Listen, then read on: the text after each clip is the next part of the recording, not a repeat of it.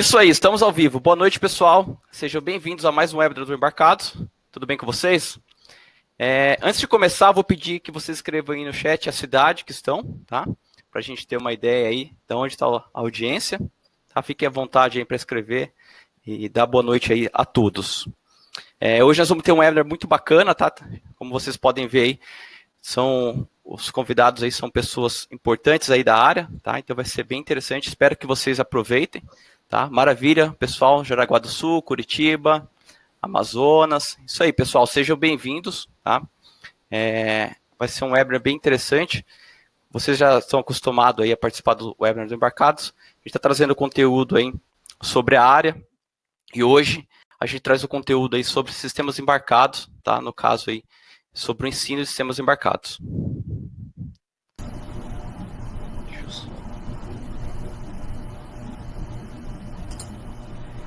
Então, antes de começar, eu queria agradecer a Mouser, tá, patrocinando mais uma vez o nosso webinar. A Mouser é uma grande distribuidora de componentes aí, para quem não conhece, tá? Ela cedeu para a gente aí uma placa. Então, para quem ficar até o final aí, fiquem atentos que a gente vai fazer o sorteio de um brinde, tá? E vai ser algo bem bacana aí para vocês estudarem e aproveitarem na área de sistemas embarcados. Então, eu sou o Fábio Souza. Eu estou aqui como suporte hoje no webinar, porque esse webinar está sendo aí, organizado pelo Sérgio Prado. Então, uma iniciativa que o Sérgio teve aí de trazer pessoas para abordar sobre esse assunto. Boa noite, Sérgio, tudo bem? Boa noite, Fábio, tudo bem? Tudo jóia, maravilha. Seja bem-vindo ao webinar. A gente agradece bastante aí, em nome do Embarcados por essa iniciativa de trazer esse conteúdo que tem a agregar aí bastante para a nossa área. Então, fique à vontade, qualquer dúvida a gente está aqui disponível e muito obrigado aí por essa iniciativa. Obrigado, Fabião. Boa noite, pessoal. Meu nome é Sérgio Prado, né? Eu vou estar apresentando esse webinar aqui, espero que vocês aproveitem bastante aí. Esse webinar é uma ideia que a gente teve há alguns meses atrás, mais ou menos lá para o final do ano passado. E a ideia é falar um pouquinho sobre os desafios, problemas e possíveis soluções, né, na área de ensino em sistemas embarcados. Né? O que envolve... Sistemas embarcados é uma área muito ampla, né? Envolve a área de engenharia elétrica, engenharia eletrônica, ciências da computação. Né? A gente sabe que a tecnologia evolui muito rápido e o profissional que se forma, que começa a estudar hoje, daqui a 5 anos ele se forma num mundo bem diferente, né? Então, existem realmente muitos desafios nessa área de ensino. Então, o nosso objetivo aqui é discutir basicamente isso, né?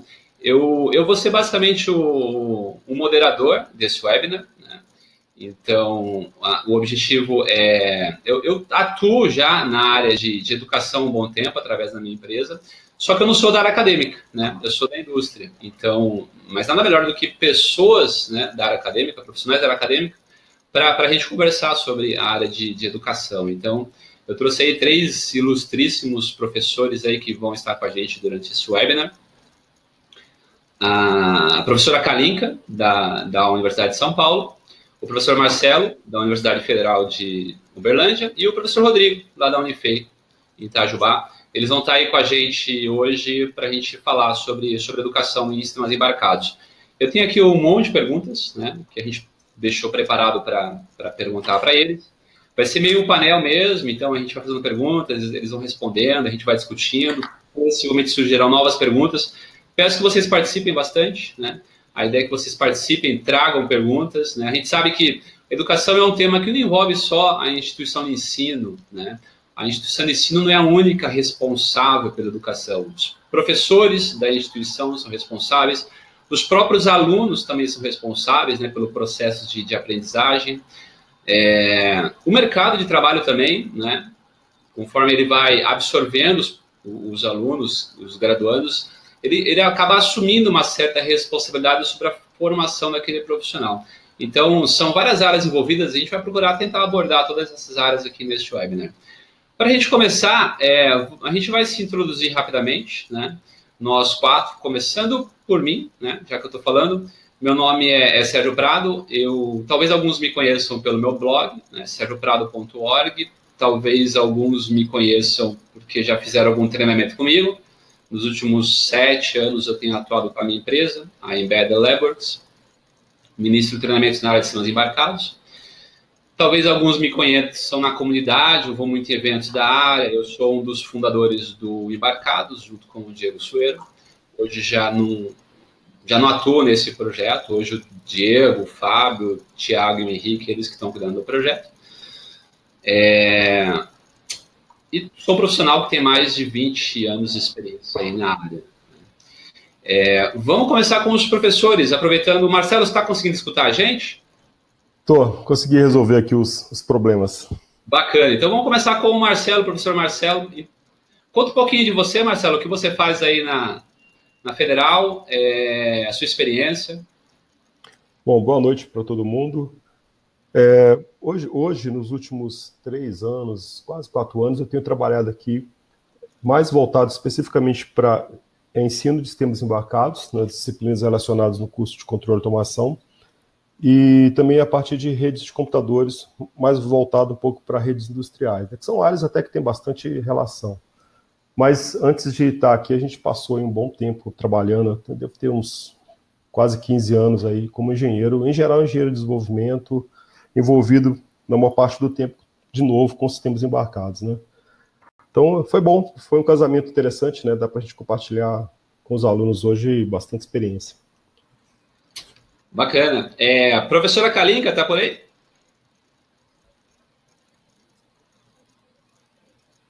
Estou sim. Conta um pouquinho de você para a gente.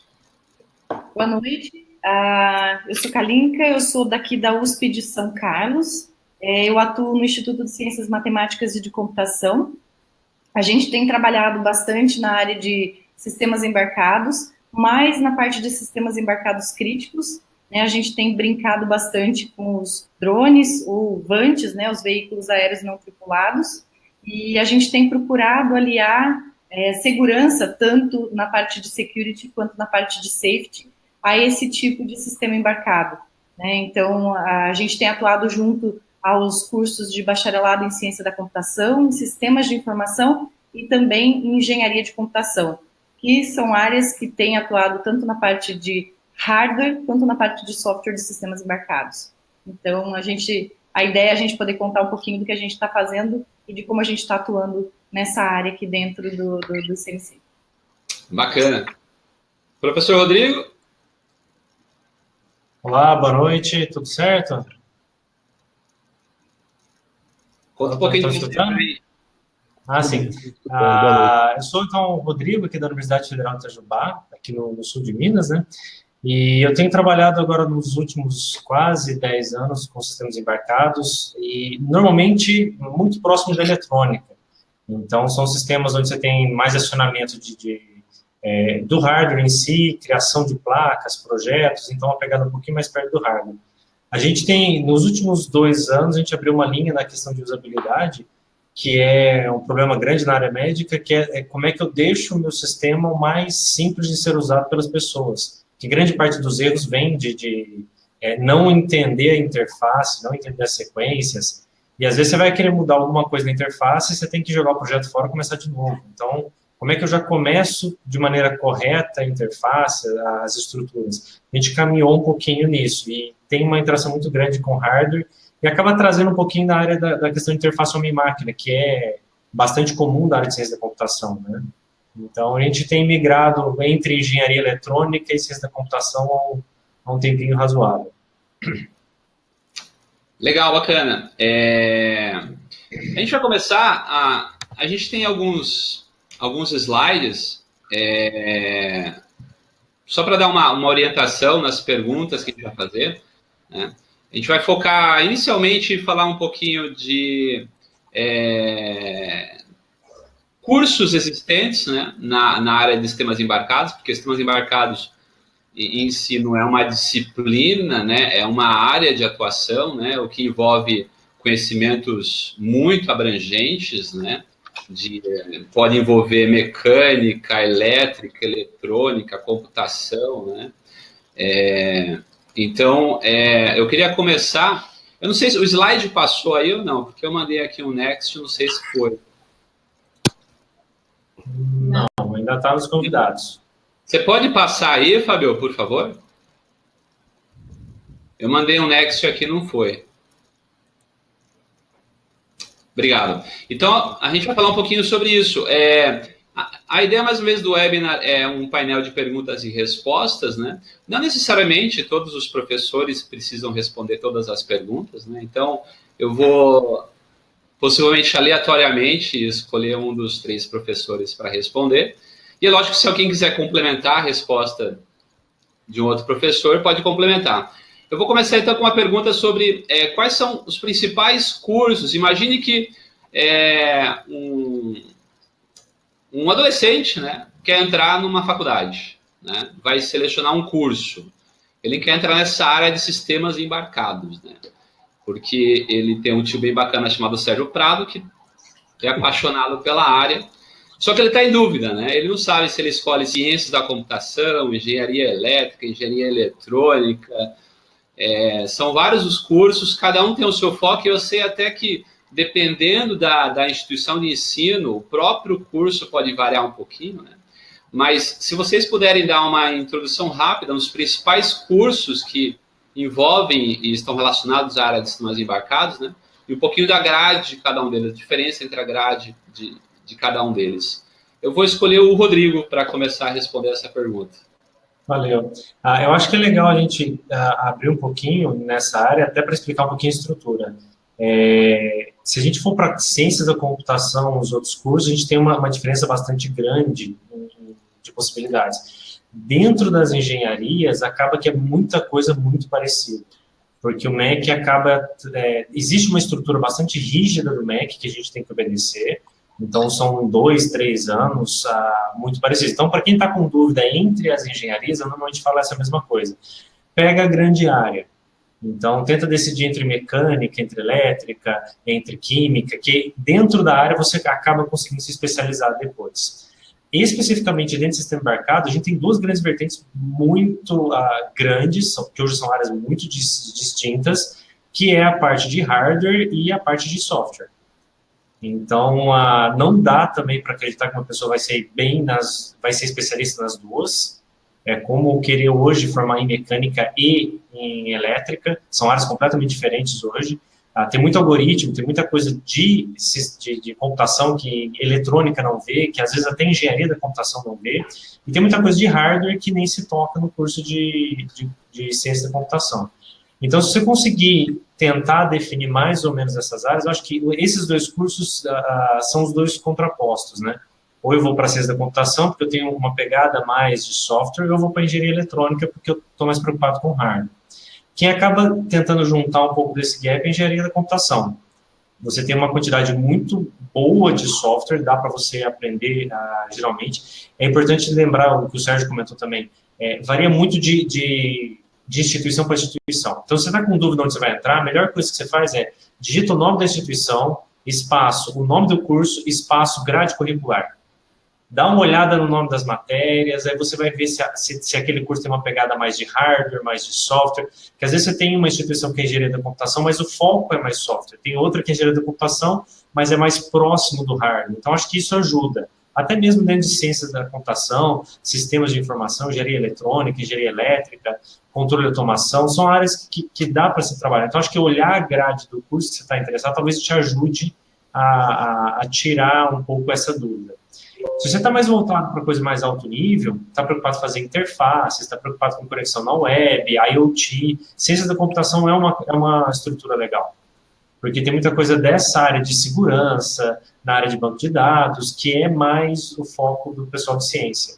Se eu estou preocupado um pouco mais com eletrônica, com acesso, com hardware, com desenvolvimento de dispositivos, eu acho que vale mais a pena ir para uma área de engenharia elétrica ou engenharia eletrônica. Mas é muito bom dar uma olhada nos cursos. Não sei se... Aqui, por exemplo, a gente tem uma engenharia da computação na Unifei, quase que no meio do caminho mesmo, porque a gente tem de um lado a engenharia eletrônica e do outro lado a gente tem ciência da computação, mas é legal você ter alguma instituição, eu sei que as outras instituições, a grande maioria também tem, mas o fato de você ter os outros cursos na mesma faculdade pode te ajudar. Você começa a se especializar naquilo, eu queria fazer uma ou outra matéria em outro curso. Dá para você puxar uma ou outra disciplina e complementar. Então, eu ficaria talvez nesses 3 cursos, ciência da computação, engenharia da computação e engenharia eletrônica. Eu acho que eles são o que abarcam a maior quantidade de conceitos em sistemas embarcados.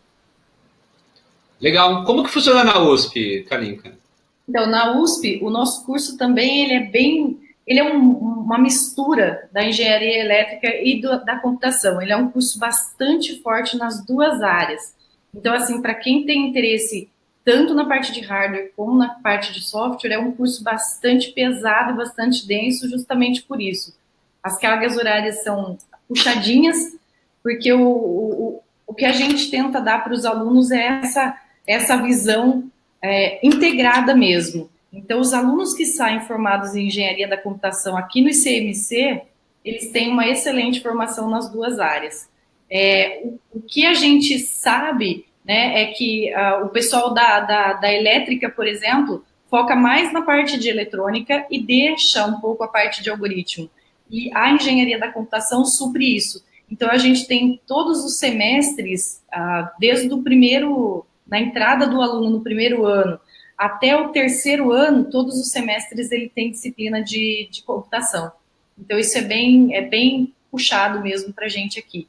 Porque a ideia é essa que o Rodrigo falou, é ter esse profissional agregado, né, com as duas visões, tanto da computação quanto da engenharia. Então, quando vocês procurarem na grade, vocês vão ter essa diferença real, né? Alguns puxam mais para o hardware, outros puxam mais para o software, e tem algumas, como é o caso aqui da engenharia de computação da USP de São Carlos, que tenta dar as 2 vertentes para o aluno. Legal. Quer comentar alguma coisa, Marcelo? Eu acho que vai bem na linha do que tem aqui também, porque se você analisa a diretriz do MEC, a gente estava até discutindo isso antes desse webinar, né? Uhum. O sistema embarcado não encaixa em plenitude em lugar nenhum, no final da história, né? Se você olhar de longe, talvez a engenharia elétrica seja o curso com maior carga ali de disciplinas que pode te atender. Mas, por esse lado, então, você teria que escolher um curso básico e melhorar o seu currículo durante, né? Então, talvez ir para uma universidade que tenha disponibilidade de vários cursos, né, que você possa fazer disciplinas de outras áreas, seja uma boa do que, de repente, fechar numa escola só que só tem aquele currículo que é fechado. Eu cheguei até a dar uma olhada antes sobre os cursos que a gente tem fora do país. Não é muito diferente. Eles também têm disciplinas relacionadas e você acaba montando ali, durante a sua carreira, dentro da instituição, um perfil, né, de profissional. Infelizmente, não tem nenhum curso, do meu ponto de vista, que formaria um especialista nisso, né? Até porque eu acho que os cursos, de uma maneira geral, eles não tratam todos os tópicos. A gente trata muito projeto, de uma maneira geral, mas a gente não trata, por exemplo, tão bem modelagem e muito menos análise. Essas coisas estão perdidas, né? Mais ainda do que a parte de projeto, quando você fala de sistemas embarcados. Né? Na parte de embarcados, especificamente aqui no ICMC, o que a gente, na USP de São Carlos, o que a gente tem também uma ênfase, né, que o aluno pode escolher dentro de disciplinas que não são obrigatórias, que são optativas, ele pode optar pela ênfase em embarcados. Né? Então, ele pode se especializar um pouco mais em embarcados. Né? Existem algumas ênfases específicas e essa é uma que a engenharia da computação provê para o aluno aqui. Então, é onde a gente tenta encaixar ou dar um pouco mais de suporte para o aluno na parte de embarcados. O que eu acho que é interessante só citar, apesar de ciência da computação ser uma opção viável, né, até para acho que eu não comentei isso, a gente tem um pequeno problema que com ciência da computação você vai estar muito mais voltado para software, você quase não vê a parte de hardware. E mais cedo ou mais tarde embarcado, você precisa tocar em hardware. E eu acho que aprender hardware na graduação é mais fácil do que aprender depois, pela questão de acesso a professor, acesso a laboratório, guias. Então, às vezes, se você estiver pensando em migrar para essa área, ter algum curso que te dê acesso à parte de eletrônica em laboratorial, na graduação, pode ser interessante. Porque programação você consegue até acompanhar depois, procurar depois, estudar uma coisa sozinho. Hardware é complicado porque é caro. Montar um laboratório para você estudar depois pode ser complicado. Então, talvez a entrada via elétrica, via as engenharias, que normalmente tem mais eletrônica, seja um pouco mais interessante. Independente, se tiver alguns cursos de ciência de computação que tenham uma bagagem de eletrônica, pode também te ajudar bastante nesse sentido. Aproveitando, Rodrigo, que você está falando sobre essa parte de hardware, eu tenho uma visão, e essa é uma visão pessoal minha, né, e do mercado, né, de que a área do engenheiro de hardware está cada vez mais limitada, né? Eu lembro que quando eu comecei, as equipes de hardware eram grandes e acabava mesclando com a equipe de software, porque o engenheiro de hardware fazia tudo, hardware e software, né? Hoje, já tem equipes separadas, né? A maioria das empresas tem uma equipe de hardware e uma equipe de software. E se a gente comparar em tamanhos, né? Você tem 3 engenheiros de hardware, 20 engenheiros de software, né? O trabalho hoje está muito maior no software do que no hardware, né? Essa seria uma pergunta. Isso acaba limitando o profissional que se forma e foca em hardware quando ele vai entrar no mercado de trabalho. Porque eu conheço eu tenho alguns amigos que se formaram com especialização em hardware, mas acabaram indo para software porque não conseguiram entrar nesse mercado de engenharia de hardware. O que vocês acham disso? A gente pode abrir a sessão polêmica agora? Claro, porque assim, eu tenho uma visão, e eu acho que é mais ou menos o que acontece, a elétrica de alguns anos para cá, aquela elétrica, a gente brinca, né, elétrica de raiz, né, gerador, transmissão, potência, grande parte dela começou a ser substituída por eletrônica. Então, hoje, dependendo da situação, por exemplo, o motor brushless é muito mais eficiente que o trifásico. E eu não preciso mais de todas aquelas preocupações que eu tinha que fazer controle de velocidade com o trifásico. O brushless tem uma facilidade maior, só que eu preciso de eletrônica. Só que a eletrônica também avançou. Então, hoje em dia, você tem muitos módulos, estruturas prontas, estruturas decentes, comerciais, industriais, que aí eu posso passar a programar para hardware, programar o que ela vai fazer. E o advento, talvez, das FPGAs, metade, até uma discussão que eu tive com o Thiago uma vez, FPGA é desenvolvimento em hardware ou é software? Você está fazendo um hardware, mas, no final das contas, é programação. Então, cada vez mais eu tenho migrado eu consigo dar a mesma solução ou uma solução melhor utilizando ferramenta de software. E é um profissional que é mais barato formar. Nessa linha, tem alguns pontos que eu vejo que hardware se especializa mais e acaba ficando... e não tem como muito resolver com software. Ou você vai para a área de layout, sinais, roteamento, a parte de placa mesmo. Os algoritmos de auto-route em placa são horríveis. Grande parte de sinais é complicadíssimo. Então, quando você vai para sinais críticos em placa, isso é hardware. O outro lado é quando você vai para alta potência. Então, dispositivos de alta potência, semicondutores de eletrônica de potência, ainda tem muita engenharia por volta disso. A parte analógica e digital, que antigamente era muito pesada, que demandava muita gente, hoje com APIOPs mais atualizados, hoje com sistemas híbridos, você tem FPGA junto com sistemas analógicos, você consegue resolver grande parte desses problemas que antes eu só resolvia com hardware, com porta lógica, eu resolvo com programação. Então, a gente tem migrado, sim, eu acho que o profissional de sistema embarcado tem que ter uma noção muito boa em programação, porque metade ou um pouco mais dos problemas vai recair em software.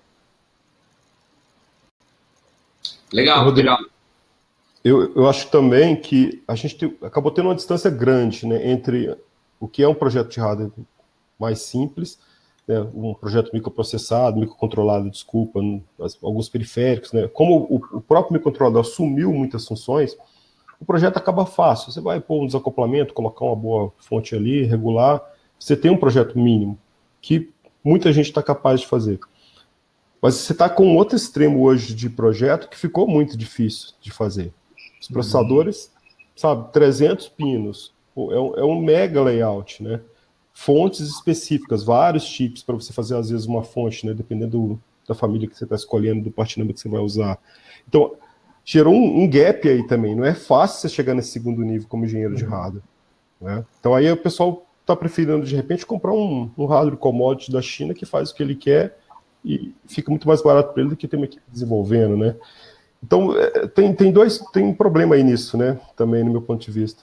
É uma espécie de bola de neve, então, né? Porque as empresas não conseguem um profissional, elas acabam comprando coisas prontas ou terceirizando, inclusive para fora, né? E isso acaba não motivando os profissionais a se formarem nessa área porque tem menos demanda, né? E nessa questão, assim, o problema é que hardware é hard. Você vai queimar dedo, você vai explodir capacitor, você vai mandar fazer o projeto tá lindo, a PCB 4 camadas, tudo redondo, chega e não funciona, porque tem compatibilidade, tem questão de emissão, condução. Então, assim, aprender a desenvolver para hardware é complicado. E talvez essa questão de não existir mais necessidade comercial de fazer projetos simples de hardware, a gente não consegue começar a entregar um profissional bom lá na ponta. Aquele cara que tem 5, 10 anos de experiência, que tem capacidade de fazer esses projetos complicados, porque lá no começo não tem mais projeto simples. Ou eu vou direto para um projeto, como o Marcelo falou, eu vou para um projeto muito pesado, que aí o cara acaba desistindo um pouco e acaba indo para software, que é um pouco mais simples de trabalhar. Então, realmente, esse gap é um problema que está começando a acontecer. E o que acontece também é que você tem muitas placas já prontas, né, hoje, que antes você não tinha. Hoje você tem uma Rasp, um Arduino, um monte de coisa que quando o aluno chega e vê isso, para que ele precisa sentar e desenvolver uma nova placa e queimar a cabeça para pensar em como é que aquilo ali vai funcionar? Na verdade, ele tem isso pronto e a cada dia a gente tem mais inovações nessas placas e melhorias e placas melhores, entre aspas, e aí você acaba que o que ele tem que fazer é usar esse hardware e não pensar em desenvolver o hardware, em prover algo melhor e aí efetivamente entender como é que aquele hardware efetivamente funciona lá embaixo, né? E eu não queria colocar a culpa só no aluno ou de quem está aprendendo e falar assim, é mais fácil. Mas tem um outro problema que é comercial. Às vezes você pegar a placa pronta é mais barata que você comprar o chip. Exatamente. Que tá na placa. É verdade. Exatamente. Então, você tem isso que é te ofertado hoje e te deixa meio de mãos atados, né? Porque como é que você vai falar pro cara, não, você tem que fazer, você vai construir, se a hora que ele chegar lá fora também, a própria empresa vai dizer, não, mas eu quero um hardware barato, não adianta você vir com essa solução e você vai ter que compor o seu e fazer o seu, né? Esse aspecto do custo, ele está sendo um problema gigante, né? Porque qualquer PCB que você vai fazer, nosso condutor de 4 lasers, é muito caro. Você não tem um lugar que você compra um semicondutor minimamente decente. Você quer comprar um processador da ST, você vai comprar onde? Você vai importar da Mauser. Exato. Então, né, $5 viram R$60 e uma conta que não fecha nunca, né? Então tem um problema estrutural aí do Brasil por trás também atrapalhando, né? Tempo, né? Até isso chegar. Quando você põe no tempo e o seu engenheiro vai ter que aprender ainda a fazer projeto, não é viável, né? Eu tento sensibilizar um pouco numa disciplina que a gente tem de projeto integrado, os alunos, para que eles pensem o que eles estão fazendo como produto. E aí eles começam a pôr outras questões como produto, né? Nem sempre você vai poder pegar uma placa pronta, né? Você vai ter que ter, às vezes, questões de temperatura, né? Compatibilidade eletromagnética, certificação, homologação. Então, isso muda um pouco a visão. Mas é o que a gente está comentando, né? Para a empresa nem sempre vai ser o caminho, né? Às vezes é melhor comprar um hardware commodity da China e seguir. A única parte boa que eu vejo nisso é que, assim, ficou muito mais fácil aprender hardware por causa disso. Então, quando eu falei, é caro montar um laboratório de eletrônica para você aprender eletrônica, mas não é tão caro quanto 5 anos atrás. Hoje, com investimento razoavelmente baixo, você consegue montar e tentar aprender sozinho. Isso é uma coisa interessante, principalmente o pessoal que tem um background, ou que fez um técnico, ou que fez uma graduação na área de computação. Hoje não é tão complicado para esse pessoal vir para hardware também. E é uma área que está faltando gente. Aproveitando que você está falando sobre isso, Rodrigo, de material de ensino, né? Porque, como você falou, hoje está muito mais barato adquirir hardware e utilizar como material de ensino, né? Eu vou passar aqui para o nosso próximo slide, ou se o Fábio puder me ajudar aí, que eu não estou conseguindo controlar os slides, que é basicamente o nosso clímax aqui do webinar, né? Que são os desafios no ensino de sistemas embarcados no Brasil, né? A gente sabe que as coisas evoluem muito rápido. Ensinar tecnologia é bastante difícil, porque a tecnologia está em constante evolução. E então, aí aparecem algumas perguntas, né? A primeira delas é que tipos de metodologias vocês aplicam aí na universidade para ensinar tecnologia, né?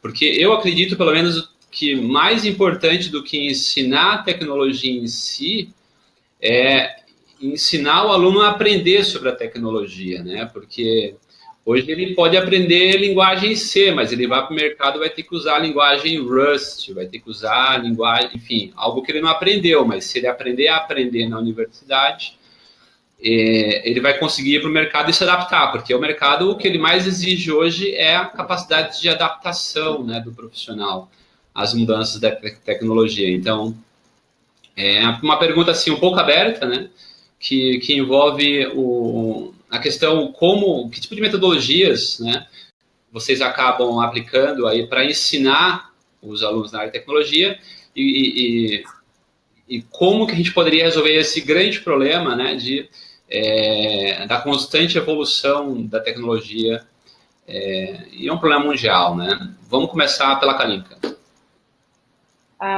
Bom, Sérgio, aqui o que a gente tem tentado fazer é apresentar novas placas e tecnologias para os alunos. Então, obviamente que a gente não consegue apresentar todas, como você falou, mas a gente tenta dar insights do que é que eles podem esperar. Então, em geral, o que a gente tem feito é começar nas disciplinas de introdução à computação mesmo, já apresentar a eles o Arduino e solicitar que eles façam projetos, e aí o que a gente usa é a metodologia baseada em projetos mesmo. Então, a gente propõe algo e deixa os alunos pensarem como é que eles vão usar aquela tecnologia e qual o problema que eles querem solucionar, né? E a gente tem tido bons resultados com isso, porque, um exemplo, a gente pede para eles fazerem um carrinho, né, com o Arduino, e eles têm que fazer o carrinho andar para frente, para trás, para um lado e para o outro. E isso vale 7 pontos de projeto, e 3 pontos é livre para eles poderem soltar a imaginação. E aí, com isso, o que a gente tem visto é que eles vão atrás de outras coisas. Então, muitas vezes, eles conectam o Arduino com a RASP, mesmo a gente não tendo apresentado a RASP para eles. E aí, eles conectam o Arduino com a RASP e mais uma placa de receiver e transmitter de rádio, para eles poderem fazer um controle remoto para esse carrinho. Então, aí eles vão trazendo, e eles mesmos vão acrescentando novas tecnologias para eles poderem fazer isso. Outra coisa que a gente tem feito, e principalmente no curso de engenharia de computação, a gente criou um espaço maker. Então, a gente tem na EngComp um espaço maker, onde a gente disponibiliza, à medida que vão surgindo novas placas, a gente vai tentando ou adquirir, ou então fazer parcerias com empresas que possam nos doar. E os alunos têm acesso ao espaço maker, que é de uso comum, e eles propõem e desenvolvem projetos lá dentro. Então, a gente tem estagiários, né? Normalmente é composto por 3 estagiários, 1 por período, né? Quando a gente consegue mais verba, a gente coloca 6, 2 por período, e os alunos vão até lá e podem, então, manusear as placas, fazerem uso de impressora 3D que tem para confeccionar pedaços e montar novos dispositivos para fazer atuar nesses dispositivos, então criar garras, criar outros tipos de mecanismos que eles possam, então, programar e usar os sensores e os atuadores ligados nessas placas. Então, a gente vai tentando angariar todas, a Intel, a Dragon Board, e a gente vai tentando trazer, cada vez que tem uma novidade, cada vez que a RASP lança uma nova, a gente tenta adquirir para que a gente possa, então, permitir que os alunos tenham esse convívio e manusear, pelo menos, né, ter contato com essas tecnologias. E acho que assim a gente está conseguindo, pelo menos, que eles tenham essa vontade, né, e comecem a pensar como é que eu posso desenvolver um novo hardware, como é que eu consigo pensar num processador, no meu processador, um processador que faça alguma coisa específica, né, um processador específico, então eu vou ter que pensar no meu sistema embarcado específico para aquilo, e aí eles vão tendo, então, essas ideias. Essa é a forma que a gente está tentando vencer esse grande desafio, que é trazer sistemas embarcados para as instituições no Brasil, né, e não é fácil. Porque para comprar é difícil, para importar é difícil, então a gente tem feito um esforço grande compondo esse espaço maker aí. Legal, e a USP fornece o material para os alunos? Como que funciona? Não, a gente tem feito projetos individuais, né? Por exemplo, eu estou com 25 kits de Arduino, e no Espaço Maker a gente conseguiu mais uns, acho que 20 kits, 15 kits, né, de Arduino, e mais algumas restas, mas são todos projetos individuais nossos de pesquisa, e que a gente acaba colocando isso para o ensino também. Então, e aí a gente acaba disponibilizando para os professores que têm interesse, quando é trocada a disciplina, para que eles possam fazer uso daquilo. E do Espaço Maker também são projetos que a gente faz pedindo verba, e aí esses ficam no Espaço Maker para uso compartilhado e não para uso na disciplina. Como eu disse para você, não é fácil, porque a USP também não tem como comprar, então a gente solicita verba para que a gente possa fazer importação, e daí a gente usa os intermediários para poder fazer a aquisição desses produtos. Não é simples. Tenho certeza que e essa metodologia para o projeto é realmente muito bacana. Eu acho que é o caminho mesmo, né? Porque força o aluno a pensar, resolver problemas, né? Que é o que ele vai encontrar no dia a dia. E eles têm adorado, viu? A gente chegou à conclusão, porque eu dei esse curso algumas vezes e eu tive que pedir para os alunos mais para o fim, vocês estão estudando para outra disciplina, porque eles ficaram super motivados em ver o projeto deles funcionando, em conseguir, por exemplo, no primeiro semestre do curso, iniciando o ICC, né, Introdução à Computação, já conseguir botar em prática um carrinho para andar sozinho, seguindo uma linha, por exemplo. Isso para eles é uau, né? Nunca eu vou conseguir fazer isso, e no primeiro semestre do curso, eles conseguindo, eles podendo mexer nas plaquinhas. Obviamente que a gente teve vários atuadores queimados, vários servos motores queimados, mas assim, valeu a pena, entendeu? Porque eles começaram a pôr a mão na massa e a cobrar também da instituição que ela fornecesse coisas para eles nos próximos níveis do curso. Porque até tempos atrás, os alunos só tinham acesso a servos, a potenciômetros e esses tipos de dispositivinhos gostosos de mexer lá no 4º ano. Então, ele precisava fazer vários anos de teoria, até chegar a pôr a mão na massa e sentir o gosto da coisa. E quando a gente oferece isso para eles no primeiro semestre, eles estão chegando na universidade, e eles sentem que eles podem mexer, e eles podem, tá certo que eles queimam, mas eles podem mexer e queimar o hardware, e que aí eles podem correr atrás e tentar ver como é que eles vão fazer aquele treco funcionar de novo. Isso é muito motivador para eles, e aí que a gente percebeu que, dando esse gancho, eles poderiam seguir para o Espaço Maker e encontrar lá também um escape, porque eles não conseguem achar nas disciplinas que eles gostariam. Então, eles podem ir para o Maker, fazer o projeto deles lá e apresentar isso na disciplina. Então, essa é a nossa estratégia. Esse é um gancho que eu queria pegar contigo, que eu acho que talvez esse é um desafio grande para a questão de ser embarcado. É a gente colocar na cabeça dos diretores, da reitoria, da instituição, que eu preciso comprar um monte de placa, eu preciso comprar um monte de componente, que em 6 meses eu vou queimar tudo, eu vou jogar no lixo e semestre que vem eu tenho que comprar de novo. Então, porque não dá para fazer hardware, não dá para aprender hardware sem queimar, sem trabalhar, sem projetar. A gente está com essa disciplina, a gente conseguiu fazer isso.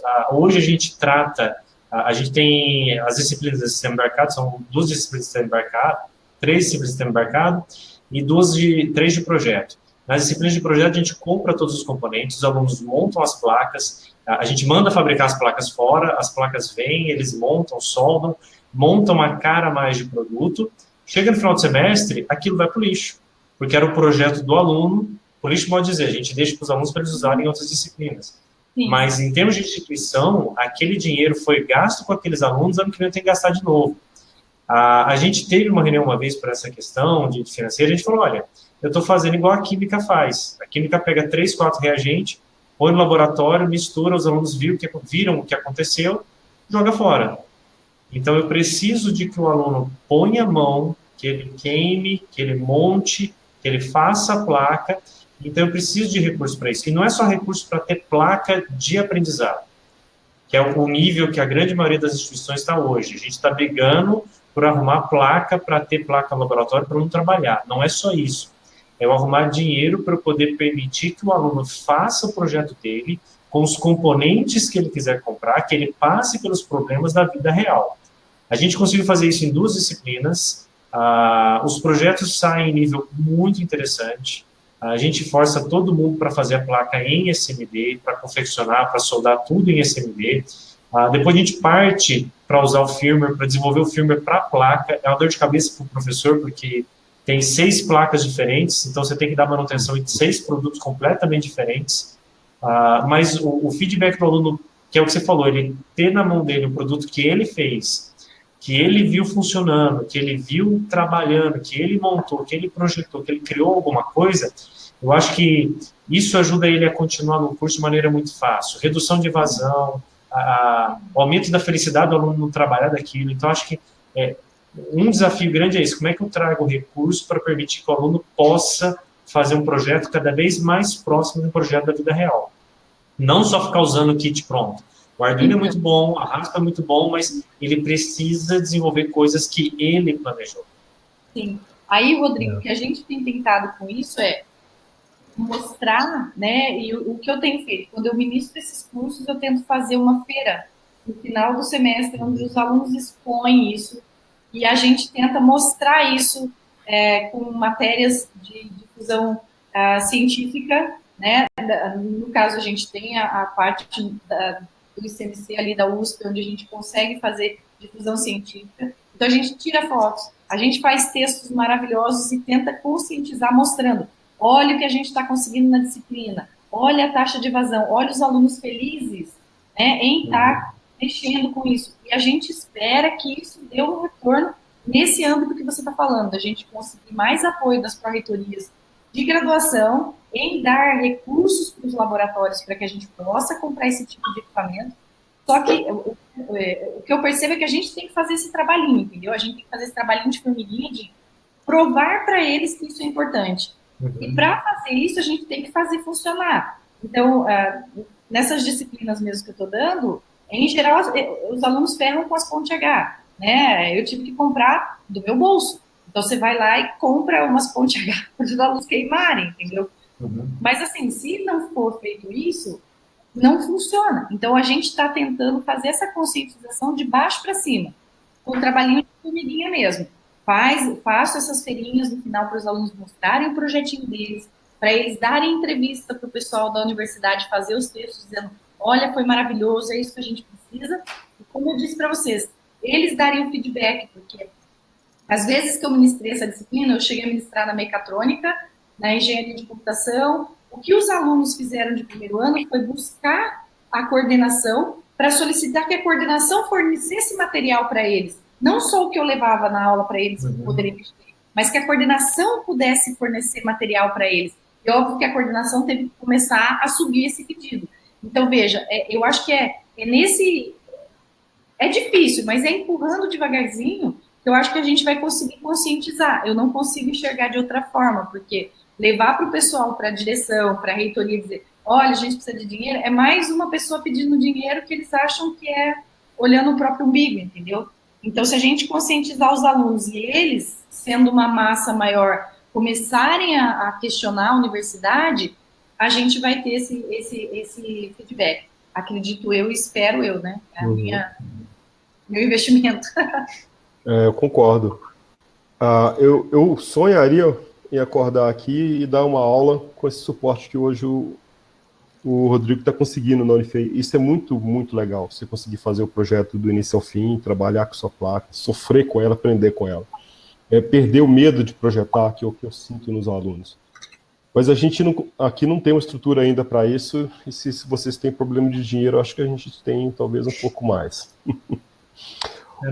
A questão financeira é um problema, acho que generalizado, situações que não vêm ao caso aqui, mas assim, o problema técnico, com exceção à questão do dinheiro, acho que o problema técnico para ensino de sistema embarcado, pelo menos eu vejo que é um pouco de falta de pôr a mão na massa. Seja por questão de falta de recurso, porque eu não posso comprar componente, eu não posso comprar placa, eu não posso desenvolver, ou seja por falta de laboratório, ou falta de mão de obra de professores qualificados que têm suporte para o aluno desenvolver o seu produto. Então, acho que assim, o não pôr a mão na massa para embarcados para hardware, eu acho que é um gargalo muito grande. Isso ainda é um problema muito grande para a gente. Não, sim, e eu acho que nem a falta de dinheiro justifica a gente não agir contra, né? A nossa estratégia no curso hoje em Engenharia de Controle e Automação, que é onde eu estou locado no final da história, é tentar trabalhar isso desde o início com o que tem. Então, a gente tem uma disciplina de introdução à engenharia, se você for ler a ementa pelo MEC, é um negócio super genérico. Você pode fazer um monte de coisa lá. Então, a gente sempre faz uma disciplina onde ele tem esse primeiro contato com a parte de embarcados, em geral, fazendo alguma automatização com Arduino. Então, é isso que a Kaline estava conversando, né? Você está no primeiro período, cara, se de repente você faz alguma coisa ali que liga um bebedouro remotamente, é super motivante para eles. E, indiretamente, a gente tem acordos entre nós, como professores, de fazer com que algumas disciplinas chaves também gerem trabalhos desse tipo. Então, por exemplo, se o cara fez programação da linguagem C, aqui tem um nome diferente, mas enfim, é linguagem C. O trabalho final da disciplina dele é algo relacionado também ao sistema embarcado. Aí ele vai fazendo, então, pequenos trabalhos no final da história, até chegar, por exemplo, na disciplina de fato, onde ele vai estudar sistemas embarcados. A gente tem 2 disciplinas para isso. A minha, especificamente, o problema é que quando ele chega lá no 7º período, ele trouxe um monte de vício. E aí vem a parte complicada, né? Ele tem vícios de Arduino, ele tem todo esse medo e essa falta de sustentação para a criação de hardware, que você comentou, e ele tem buracos na formação porque o curso não é perfeito. Então, por exemplo, o curso de engenharia de controle de automação não tem engenharia de software, não tem arquitetura de computadores. Cara, arquitetura de computadores é uma matéria essencial para quem quer ir para sistemas embarcados. Mas, por outro lado, como a ementa da disciplina é uma ementa que pode ser trabalhada, a minha estratégia com eles, e eu acho que para quem está em situação, professor, uma situação parecida que eu recomendaria, olha, eu tenho aulas teóricas, que são aulas que eu considero basicamente como aulas que vão tampar buracos da formação específica deles, sistemas embarcados. Então, tem aulas, às vezes, de arquitetura de computadores. Tem 1 ou 2 aulas disso. Ele vai ficar um especialista? Não vai. Mas ele está sensibilizado. Agora ele sabe onde ele está pisando, pelo menos. Ele pode continuar o estudo sozinho.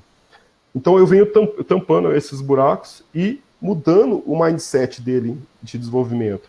Então se ele chega lá, só sabe fazer super loop, vamos pensar então em exercícios de laboratório que você vai pensar em trabalhar interrupção, DMA, e aí você dá uma refinada nisso que ele veio coletando durante a formação.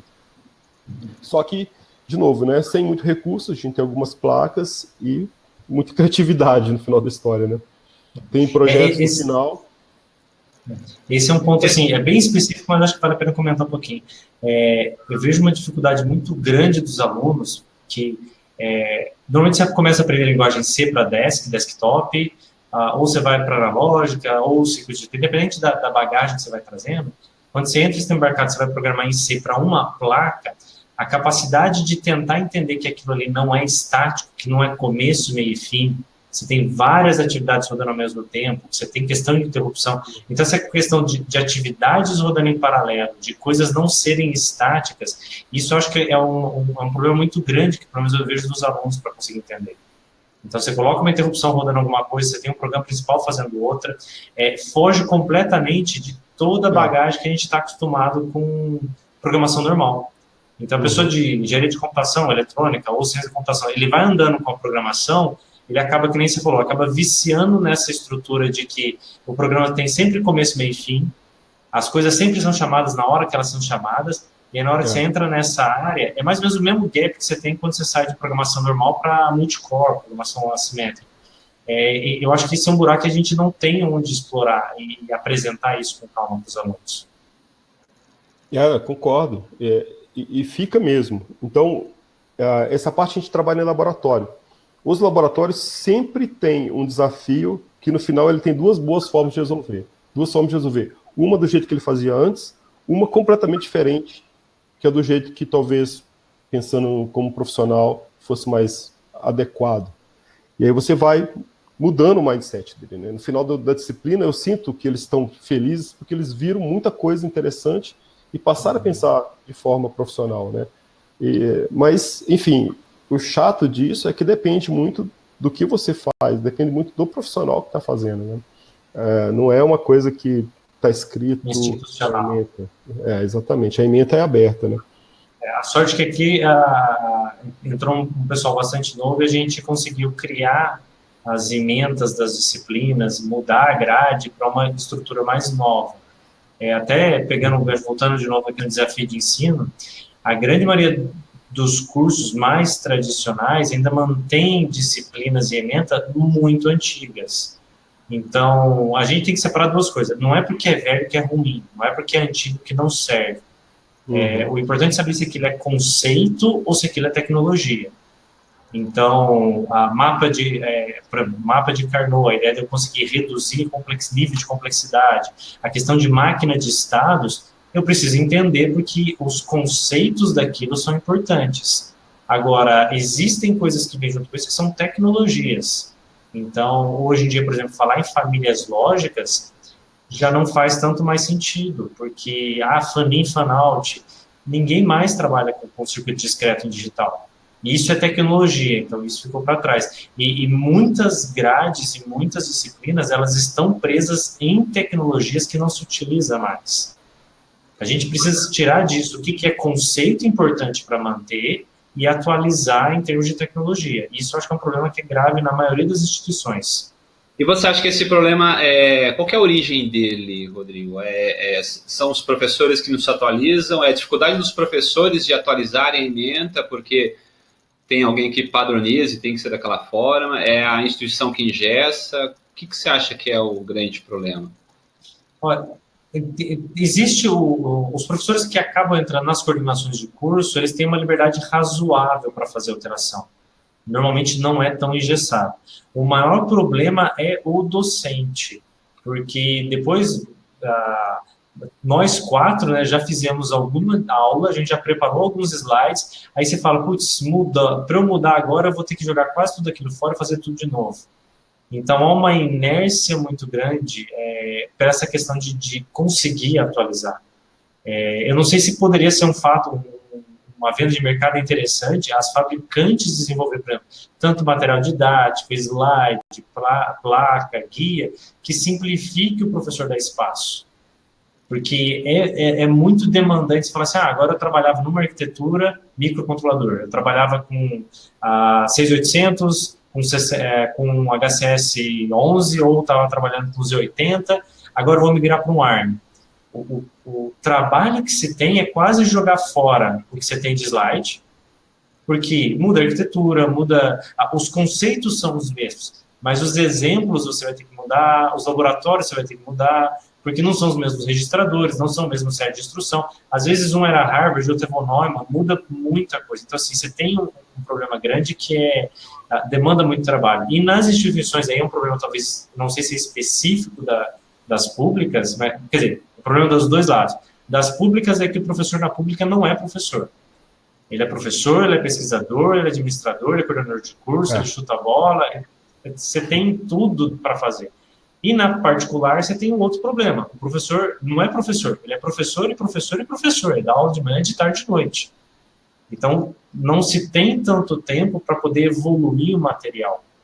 Isso pode ser uma das coisas que complicam essa questão de evolução na tecnologia.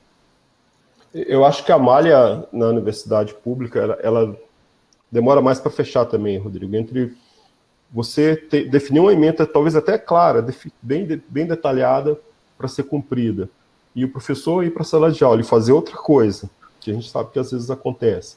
E isso virar uma reclamação, e chegar no núcleo docente estruturante, ou chegar na coordenação, e isso mudar a atitude do professor, essa malha às vezes demora, sei lá, 1 ano. Então você passa 2, 3 períodos com um caminho errado. Isso é rápido de ser corrigido na universidade privada, mas não é tão rápido, às vezes, a gente fazer uma mudança na universidade pública, né? As inércias internas, né? E a outra questão é tecnologia. Independente da questão de verbo ou não, o processo para se comprar alguma coisa se gasta aí, às vezes, 6 meses, 1 ano, 1 ano e meio. Então, se você especifica uma placa hoje, daqui a 1 ano e meio, às vezes é difícil você achar ela no mercado para você conseguir comprar. Então, você acha que empresas privadas não daria certo nesse caso? Resolveria até esse problema de falta de recurso? Não, Com certeza. Eu estou agora... Ô, André, tudo bom? Estou esperando os PicKit 4 aí, 30 para atualizar o laboratório. Você postou lá no Face, eu quero, viu? Mas, brincadeiras à parte, a gente trabalhava com uma plataforma aqui como o CD2, um gravador bastante antigo. Mudou a estrutura, mudou os gravadores, a gente entrou em contato com o fabricante e falou assim, olha, eu não tenho condição de comprar porque o processo é burocrático, tal, não sei o quê, não tem como eu receber isso. Eu vejo que a maioria dos fabricantes, principalmente aqueles que têm no Brasil uma base instalada, você fala para ele, olha, eu estou formando por ano 150 pessoas aprendendo a sua tecnologia. Eu estou ensinando o seu desenvolvimento. Não tem como você me dar um conjunto de 30, 40 kits de desenvolvimento novos. A maioria das empresas vê isso com bons olhos. Tá? Eu nunca fui, não consegui alguma coisa nesse sentido. Eu sempre entrei em contato, o pessoal arrumava para a gente, porque é interesse deles. Que a gente forme profissionais explicando a tecnologia deles. Então, acho que seria um ótimo caminho. Mas isso demanda do que o Marcelo falou. E o que a Kalinka falou, é trabalho de formiguinha, o professor tem que correr atrás, a gente tem que correr atrás nesse sentido. Se a ideia da Kalinka é muito boa, se a gente conseguisse colocar isso na cabeça dos alunos, para os alunos chegarem nos professores e falarem assim, olha, vai lá, conversa com o fabricante, vê o que eles têm, bate um papo. Eu acho que esse loop poderia fechar legal. O apoio da iniciativa privada seria fundamental nessa situação. É verdade. Aliás, o pessoal da ST que estiver assistindo, depois vocês deviam entrar em contato comigo. Estou formando um monte de gente especialista na sua plataforma, em Cortex-M, em CubeMX. Acho que a gente podia conversar mais. Está todo mundo vendendo a alma agora. Vamos ver. Kalinka, a metodologia de vocês é bem bacana, bem parecida com a do Rodrigo, na verdade, né? Só que tem uma diferença aí, que é a questão do Arduino. Uhum. Então, logo no primeiro semestre, o aluno já pega o Arduino, já pega um projeto, já se vira para fazer acontecer. Isso é bem bacana. Mas uma preocupação que a gente tem quando o profissional vai para o mercado, né, é ele passar a utilizar o Arduino em todos os problemas que ele tiver. Assim, eu estou usando o Arduino como exemplo, né, mas isso vale para qualquer tipo de solução pronta, né? Qualquer caixinha que ele compra no mercado e adota.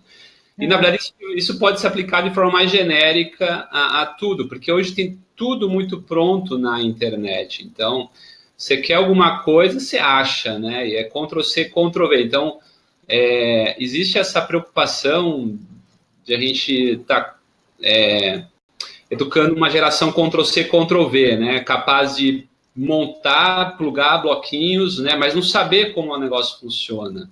Né? Como que você vê isso? Como que a USP lida com isso?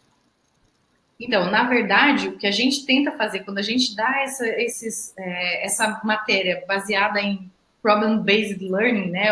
Ou tentar usar problemas mesmo que o aluno tem que resolver, a gente não dá uma solução pronta para ele. Então, ele tem o Arduino, ele tem a RASP, mas ele tem que criar, ele tem que propor a ideia dele. Então, ele pode até fazer um Ctrl+C, Ctrl+V na parte básica, por exemplo, do carrinho ir para frente, para trás, para um lado e para o outro. Agora, quando ele vai montar uma plaquinha para ele poder fazer o controle do joystick, ele acha pedaços prontos, mas ele vai ter que conceber a parte dele ali, em como é que ele vai fazer aquilo funcionar. Quando ele tem um seguidor de linha, e se ele não participou de uma OBR ou de alguma coisa onde ele aprendeu a usar um seguidor de linha lá com o Lego, etc e tal, ele vai ter que dar um jeito de usar uma câmera, de usar alguma biblioteca para fazer a leitura daquele elemento que ele tem ali. Então, ele vem para a gente com algumas dúvidas e a gente não dá a resposta pronta e a gente tenta com que eles não busquem. É claro que eles vão atrás e eles tentam achar essa coisa pronta, mas a gente sempre tenta ver o diferencial. Então, a gente tenta pôr justamente esses problemas onde eles têm algo que interessa para eles, para que eles possam propor as soluções. Então, eu quero abrir uma porta, né? Então, eu vou ter um sistema para abrir a porta. Tá, mas você vai comprar a trava ou você vai fazer a trava? Não, eu vou fazer a trava. Então, ele vai fazer a trava, ele vai ver que aquela trava funciona diferente, ele vai ter que fazer na impressora 3D uma garrinha para segurar na trava para abrir, e aquela garrinha ele vai ter que tratar diferente.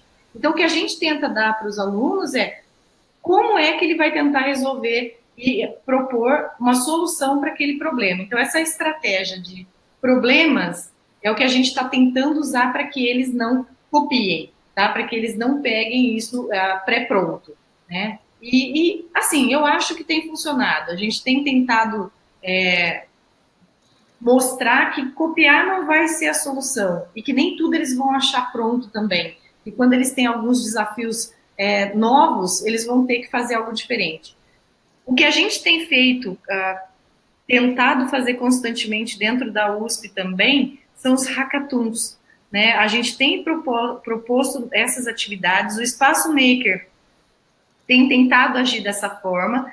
A gente tem dentro do espaço Engicomp, que a gente chama ali, uma área de inovação também, né, que é o SIM, e a ideia é propor, motivar os alunos a inovar. Então, esses hackathons propõem desafios e os alunos têm que tentar resolver problemas e solucionar problemas que não estão resolvidos. E a gente tem visto que os alunos estão bem motivados para isso, nessa ideia de não ter cópia, de propor algo novo e inovar efetivamente. Então, a gente tem tido algumas estratégias assim, para que eles inovem de verdade e não copiem.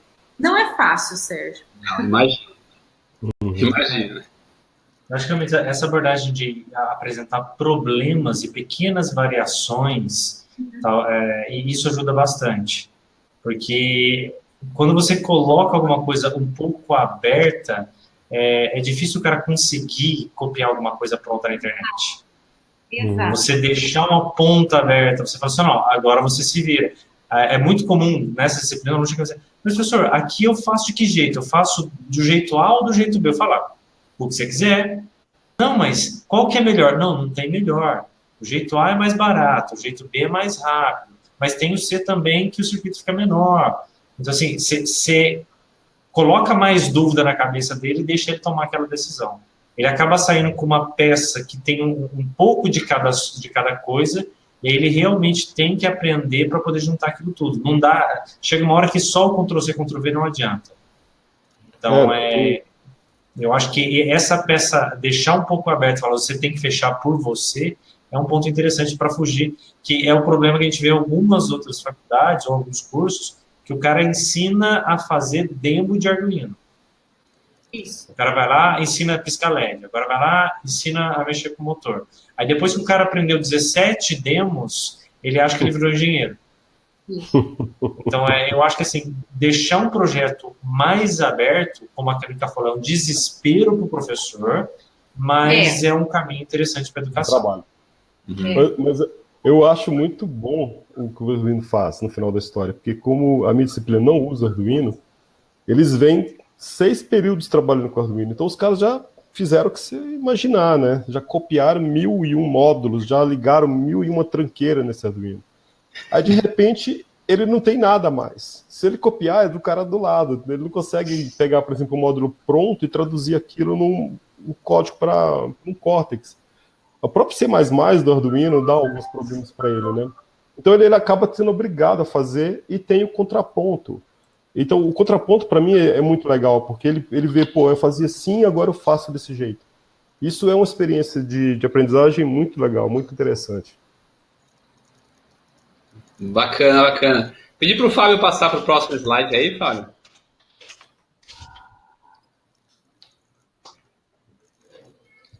A gente abordou, acho que legal, essa parte. É lógico que eu tenho muitas e muitas perguntas, a gente poderia ficar horas falando dos desafios que a gente tem no ensino e nas metodologias que a gente poderia utilizar, ferramentas, técnicas.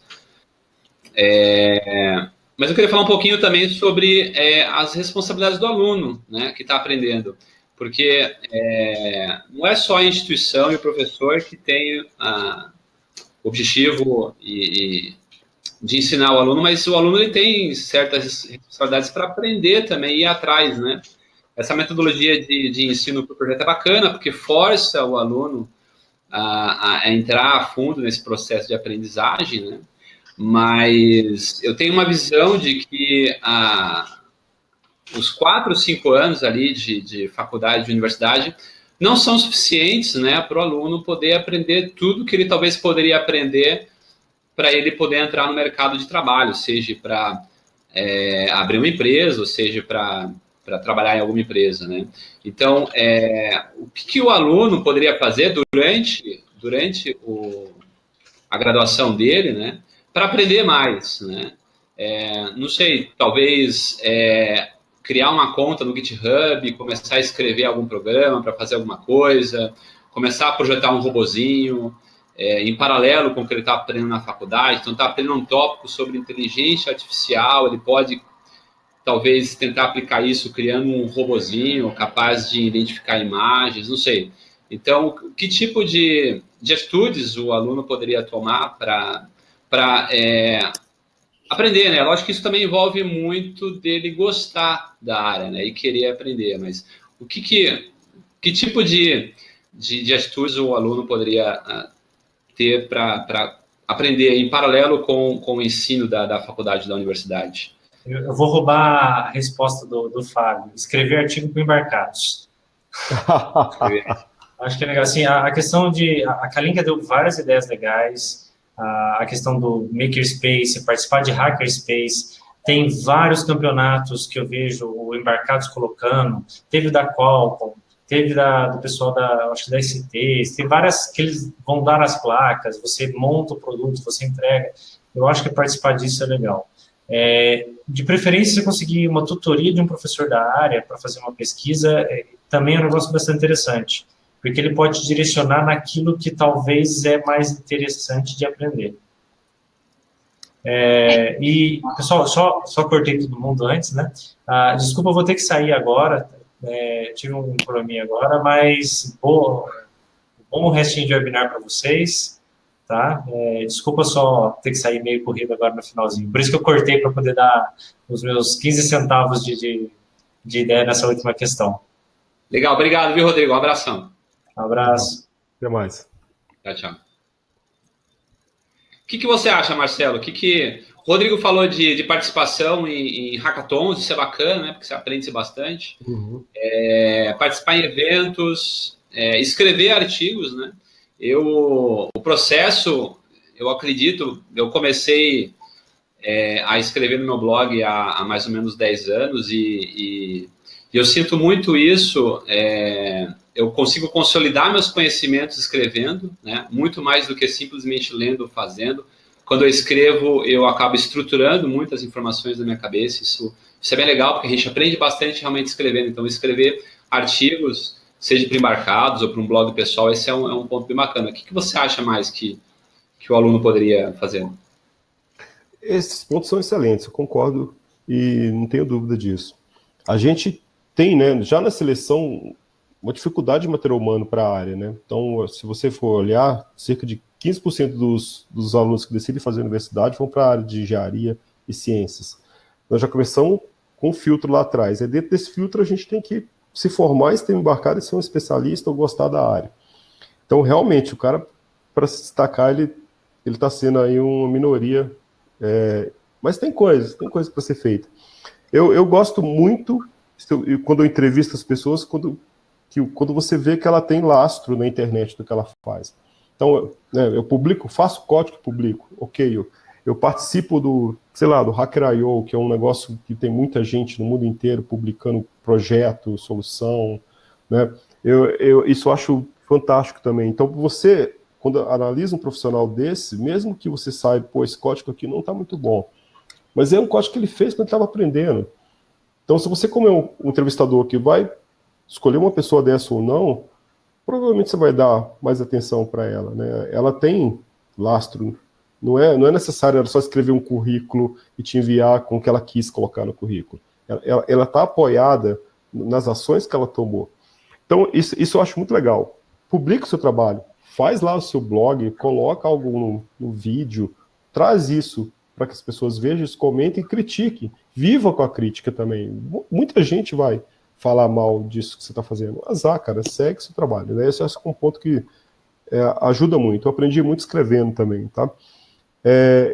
Da universidade tem inúmeras oportunidades. Aí é a hora boa de você estar em sistemas embarcados. Porque, como a gente está discutindo aqui, apesar de a gente não ser uma área fechada, bonitinha, uma formação completa, isolada, por outro lado, a gente está no meio de tudo. A gente é uma amálgama para um monte de coisa. Então, o cara lá da química precisa de você para fazer um projeto, o pessoal da mecânica precisa de você, a própria engenharia precisa de você. Então, você tem muitas oportunidades. Usa as oportunidades, né? Escolhe um trabalho que você considera interessante, participa desses grupos. Não é tão difícil assim, né? Você se candidatar e, de repente, estar desenvolvendo um trabalho de iniciação científica ou estar desenvolvendo um trabalho voluntário na área de sistemas embarcados dentro da universidade. Tem muito espaço e pouca gente, como eu estava comentando, capaz, às vezes, de resolver problemas com firmware e com hardware, né? Então, acho que esse é um outro ponto que a pessoa pode fazer sem problema nenhum. Acho que é fácil comentar que nós temos cursos online, né? Tem um curso famoso da Universidade do Texas já, né? Que o pessoal deve ter visto. Como é que chama mesmo? Acho que é Shaping the World, né? Uma coisa assim. Que é um curso legal de seguir, básico, mas que pode te dar uma diferença também, né? Se você está interessado mesmo em continuar estudando essa área. E complementa a formação. Não tem arquitetura de computadores? Vá fazer em algum lugar. Tem um curso lá, deve ter algum curso que tem. Não estudei engenharia de software. Estudo engenharia de software, importante. Não sei programação orientada a objeto. Não é difícil você agregar isso sozinho ou fazendo uma disciplina de orientação orientada a objeto. A universidade tem essa vantagem, né? Tá tudo ali, está disponível, né? Depende mais do seu tempo, da sua vontade.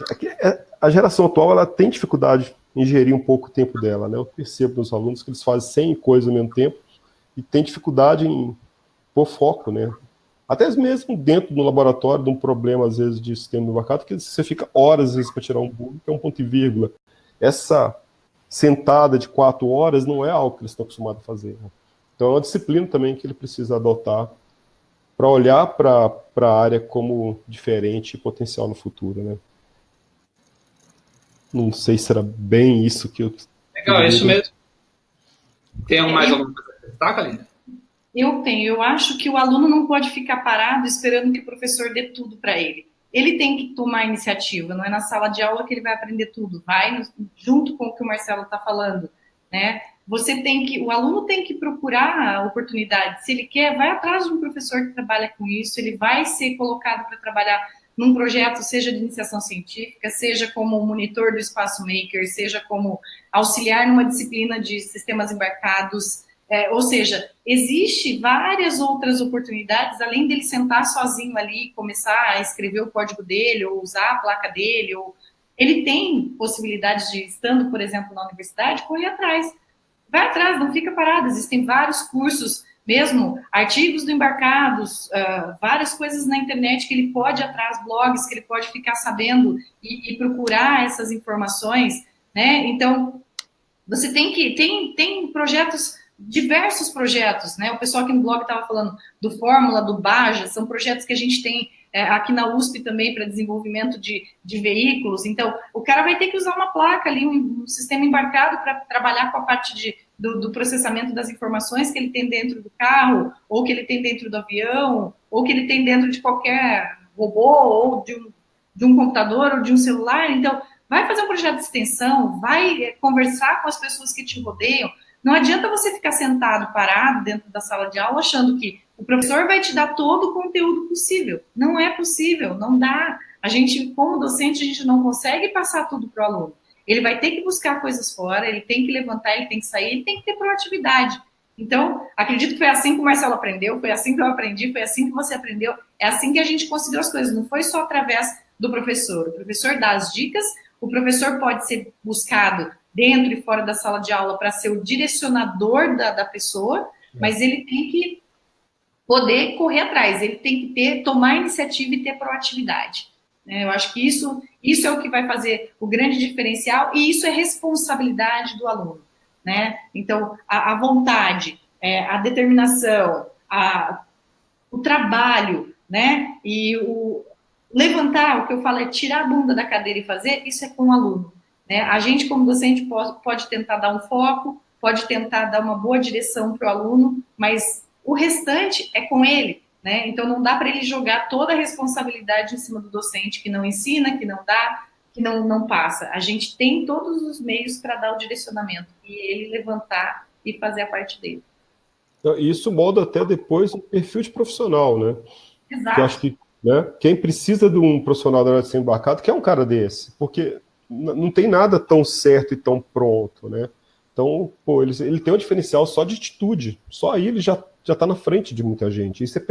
Os psicólogos são mestres em perceber isso nas entrevistas, né?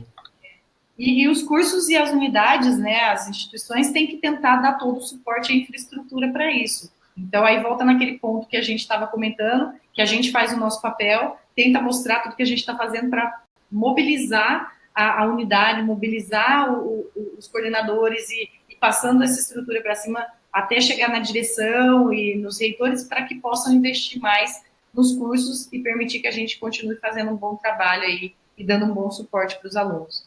E depende deles cobrarem a gente também, né? Irem pedindo mais e pedindo mais para a instituição. É realmente uma via de duas mãos mesmo. Né? Uhum. Legal. Vamos para o último slide, Fabiano?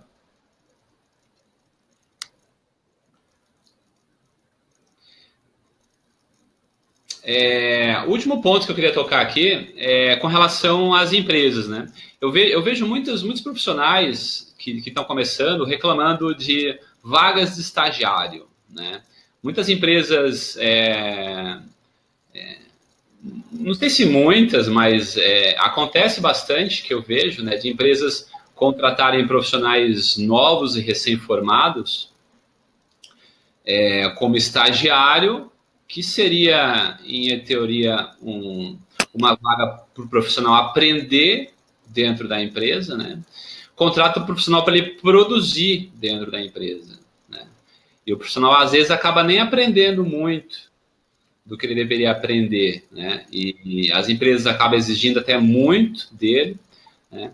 Então, como que vocês veem esse papel das empresas na formação do profissional, né? Vocês acham que ela deve ter um papel importante na formação? Vocês acham que a pessoa já deve sair formada da faculdade, universidade, já entrando numa empresa e produzindo? Como que vocês veem isso? Quem que você quer que comece, Sérgio? Pode começar você mesmo, Kaline. Bom, a minha opinião é que, como a gente já mencionou desde o começo, a universidade não tem o papel de formar um profissional específico para uma empresa e para uma tecnologia. A gente tem que formar um estudante, um profissional que seja apto a atuar em qualquer empresa, em qualquer mercado, certo? Óbvio que se a empresa puder investir e quando a empresa prover, por exemplo, equipamentos para a universidade, ela faz parceria e dá material para que a gente subsidie materiais que a gente possa estar trabalhando, é óbvio que o aluno vai ser direcionado para que ele vai estar mais apto a trabalhar naquele tipo de empresa e vai estar mais apto a mexer com aquele tipo de tecnologia. Então, de novo, é uma via de mão dupla aí, porque se a empresa tem esse interesse, ela pode tentar fazer esse tipo de parceria. Por exemplo, os hackathons, todo esse tipo de incentivo, né? Eles são super bem-vindos, porque os alunos acabam sendo direcionados. Você tem um hackathon, por exemplo, com a Qualcomm, os alunos vão aprender a trabalhar com uma placa da Qualcomm, com a especificidade daquela plataforma, né? Então, lógico que a empresa vai se beneficiar com isso, porque a hora que esse profissional sair, ele vai ter acesso e vai ter melhores condições de trabalhar com aquele tipo de equipamento, né? Então, não é só a empresa que tem responsabilidade nisso, mas eu acho que se ela tem interesse, ela tem que auxiliar nesse processo e nos dar também subsídios para que a gente possa fazer esse tipo de inserção, né? Então, a empresa precisa, sim, e a ideia é que ela dê treinamento e permita que a gente use esse tipo de tecnologia e facilite, né, o uso desse tipo de tecnologia. Uma das reclamações que eu vejo frequente dos meus alunos que terminam o curso é de que eles são contratados como analistas, não como engenheiros. Então, isso, ok, tem um problema aí da instituição de classe, que a gente não vai entrar nele agora, mas fica claro que a empresa não valoriza você como profissional da área, né? Ela acha que o que você está fazendo não tem o valor do piso salarial da sua categoria, por algum motivo. Eu não tenho muita clareza na razão disso. É claro que se ela esperar um profissional de sistemas embarcados e se você acompanhar a pesquisa do embarcado, você vai ver que isso demora alguns anos para você estar apto a ser um cara que contribui de forma, né, eficiente, que você seja produtivo. A gente está falando de 3 anos, de repente, né, de trabalho. Mas você acabou de formar, sua experiência é baixa. E aí vai na linha do que a Kalinka disse. Se ela não chegar a trabalhar com você, dificilmente ele vai ter o perfil que ele quer lá na frente e a empresa vai valorizar esse profissional e vai pagar um salário adequado de engenheiro para ele. Porque a partir do momento que ela te paga como analista ou como estagiária, ela está achando que você não sabe fazer o trabalho dela ou está subestimando o trabalho, né? Que isso acontece também. Eu vejo empresas que acham que às vezes entra em contato, isso é só uma plaquinha, não, é só acender um LED e ligar, não sei o quê. Não é só isso, né? Tem um trabalho sério de engenheiro por trás, né? Então essa subvalorização do que você está construindo, né? Eu acho que atrapalha. Até o Arduino nesse ponto é um problema, né? Porque às vezes o dono da empresa, o diretor técnico, conhece um pouco da plataforma e ele sabe que ele move o motor com uma plaquinha em meia hora.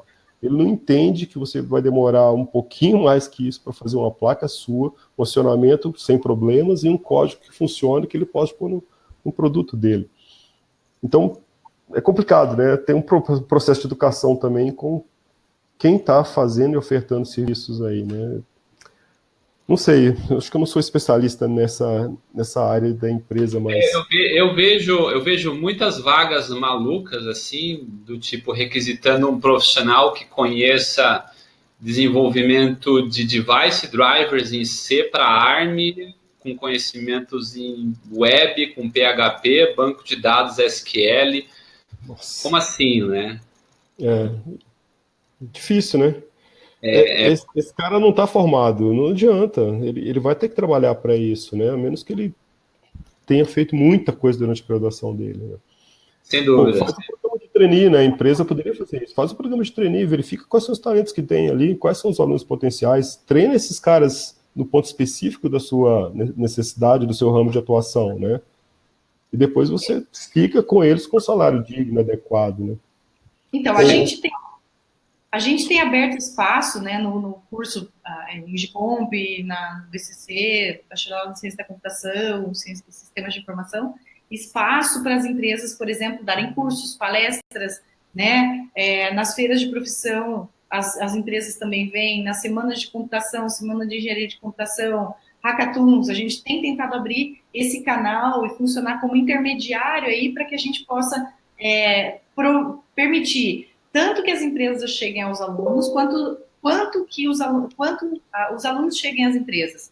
Porque o que a gente acaba promovendo com essa troca é, às vezes, as empresas conhecerem os nossos alunos. Né? A gente teve caso de empresas que vieram para cá e os alunos com desafios, mesmo nessas feiras de semana de engenharia de computação, e as empresas vêm com desafios e permitem, então, que os alunos participem desses desafios, conhecendo o potencial dos nossos alunos. E é óbvio que os melhores acabam se destacando. Então, esse tipo de coisa, eu acho que é muito bacana para os nossos alunos e para as pessoas para as empresas que vêm. E aí, elas cada vez querem vir mais, porque veem o potencial dos nossos alunos. Então, acho que essa troca é importante e é bem legal para que os alunos consigam ver e as empresas terem noção de qual é a responsabilidade delas com o mercado. Essa interação seria positiva. Eu não sei exatamente como incentivar, mas sem dúvida, né? Eu acho que é um caminho legal para melhorar o que a gente está oferecendo, melhorar o nosso futuro profissional, né, que a gente está formando. Exato. Mas a empresa tem que olhar para a gente como um parceiro. E às vezes eu não percebo isso dela, sabe? Mas se a gente trouxer elas para dentro, Marcelo, eu acho que a gente consegue mostrar para elas que a gente tem mão de obra, recurso humano bom para oferecer para elas, entendeu? E, inclusive, quando elas vêm e trazem esses desafios, os alunos mais novos também conseguem perceber o que as empresas estão pedindo, né? O que elas estão precisando. Porque, muitas vezes, o que acontece é que as empresas pedem algo que às vezes a gente tem para ofertar, mas nós não estamos conversando direito, nós não estamos sabendo fazer essa ligação. Então, o que a gente tem tentado fazer aqui é ser esse intermediário, né? Então, os coordenadores de curso têm atuado dessa forma, né? Têm tentado prover isso e incentivar os alunos nessas semanas de computação, semanas de engenharia de computação, a convidar as empresas a virem fazer esse papel de expor o que é que elas fazem e o que tipo de profissional que elas precisam e conhecerem os nossos alunos. E o tipo mais na formação, né? Exatamente. A gente está sensível a isso, né? Eu acho que vocês também, não tem dúvida. Então, é uma questão mesmo de a empresa entender que a gente está disposto a trabalhar com elas, né? Uhum. Aqui é um pouco mais difícil, porque vocês estão num polo, né? Se a gente pegar a região de vocês, ela é muito rica nesse ponto. O Triângulo Mineiro não é o melhor exemplo para quem faz software embarcado no Brasil. Então, até isso já é um pouco mais complexo a gente conseguir. Mas não é impossível, acho que é uma coisa que nós devemos fazer mesmo como instituição, como professores, né? Uma pergunta não tão relacionada, mas vocês acreditam que o profissional ele deve ser mais generalista ou especialista? O que você acha, Kalinka? Um profissional da área deve ser um profissional generalista, onde ele conhece um pouco de hardware, um pouco de software, um pouco disso, um pouco daquilo? Ou especialista em hardware, especialista em software? O que você acha? Olha, Sérgio, do que eu tenho visto, eu acho que quanto mais abrangente, quanto mais conhecimento profissional tiver, melhor. O que eu posso dizer, e aí talvez o pessoal da computação me mate, e o pessoal da eletrônica também, mas o que a gente tem percebido é que, por exemplo, os engenheiros de computação têm saído com uma formação excelente, porque justamente eles unem as duas áreas e eles conseguem colocar em prática coisas que muitas vezes só o engenheiro eletrônico não consegue. E da mesma forma, o cara da computação também não consegue. Não que ele não possa, tá? Então, o profissional, depois que ele termina, por exemplo, uma engenharia elétrica, ele pode se especializar, aprender, melhorar a programação e fazer programação, etc., e fazer alguma coisa. Agora, o profissional que sai com conhecimento mais amplo e tem uma ideia geral de tudo, ele consegue aplicar. Então, eu consigo pegar um cara, um engenheiro da computação, e ele consegue fazer um sistema de controle funcionar dentro de uma aeronave com um sistema embarcado de uma forma muito mais rápida do que qualquer outro profissional. Né? Estou comparando profissionais do mesmo gabarito, tá? Sim. Então, a ideia é que ele tem uma formação maior, ele tem um conjunto maior de parâmetros que ele pode brincar e que ele pode atuar. Então, isso é muito, muito, muito legal. Na minha opinião particular, esse cara formado, ele dá um retorno muito maior, muito melhor em termos profissionais. Entendi. Eu concordo. É o que a gente até brinquei na enquete, né? Um profissional de sistema embarcado, full stack. O cara que forma, assim, eu acho legal, porque ele tem um bom conhecimento de hardware, software, firmware. Ok, depois trabalhando, ele vai ter afinidade por uma área ou outra, ou um ramo ou outro. Aí sim, vira especialista depois. Virar especialista antes é deixar de vislumbrar um monte de oportunidade, né? Exatamente. Bacana. Aí, né? Tem as ênfases dos cursos que aí o cara pode, tendo essa generalização, conhecendo esse tudo, ele pode embarcar em algo mais profundo. Sem dúvida, legal. Eu tenho algumas perguntas aqui, a gente está com alguns minutinhos ainda. Deixa eu dar uma olhadinha aqui, tem bastante pergunta, na verdade. Né? A gente vai ter que selecionar. Isso aí, tem muita pergunta, muito legal. Se a gente não conseguir responder todas, a gente pode fazer um texto, depois respondendo as principais, hein? Vamos lá no Embarcados. Isso. Você quer selecionar as perguntas, Fabião, ou eu seleciono? Eu selecionei 3 aqui, eu queria Legal. colocar nos comentários. A primeira é feita pelo professor Newton Sebraga. Ele pergunta aí qual o papel do ensino técnico para graduação. Posso responder, Kalinka? Claro. Olha, Eu particularmente, eu tenho tido uma experiência muito boa com os alunos que chegam na universidade com formação técnica. Eu vejo alunos que rapidamente se adaptam, né, às disciplinas de programação, de eletrônica e as outras relacionadas a sistemas embarcados. Então, esse aluno em geral, é diferente. Por mais que às vezes ele não vá tão bem nos cálculos e outras disciplinas que exigem mais matemática, né? Só que, por outro lado, eu acho que o Brasil está com deficiência também de formação de técnico, né? Isso é um problema. Então, não tem muitos alunos com esse background, não, são poucos, tá? Mas, assim, eu hoje fortaleceria o ensino técnico, não acho que todo técnico tem que ter curso superior. Eu acho que também eles deveriam ter uma remuneração melhor, mais próximo de quem tem nível superior. E quem for, de fato, para a universidade,